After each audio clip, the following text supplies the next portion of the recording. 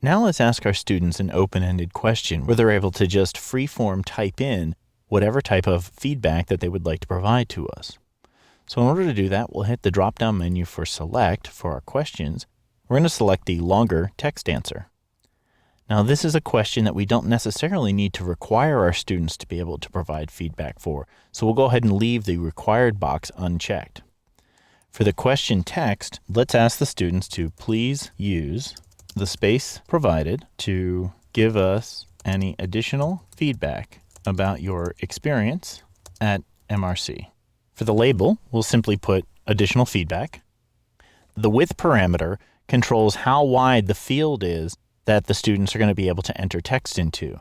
The default value of 30 should be sufficient, and the number of lines that are available should also be sufficient at 5.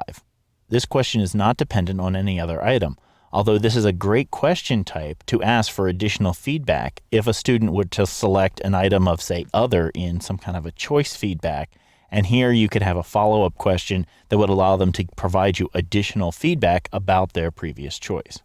But in this case, we're just going to have an open-ended question, so we're going to leave dependent item not set. Same thing for dependent value, and position 5 is perfect for our type of feedback questionnaire. So go ahead and click the Save Question button, and let's go ahead and scroll down to the bottom in our list so we can see how this is going to look on our page. Here we have a blank for our students to be able to type in their responses. Now, one other thing that I want to point out, this is the first question that we've created that's not been a required question. And if we look over here on the right-hand side, we can see that some of our questions have a yellow circle with an exclamation point in them, while this question does not. If we hover our mouse over this icon, we can see that it's simply a toggle to be able to turn each question to be either required or not. So if we later change our mind and we want this question to be required, we simply check the button, and then when we scroll back down, we see that this is now a required question. If we decide again that we don't want it to be required, we simply click the exclamation point, and that question is no longer required by our students to be able to complete. Okay, our survey is looking to be in pretty good shape right now.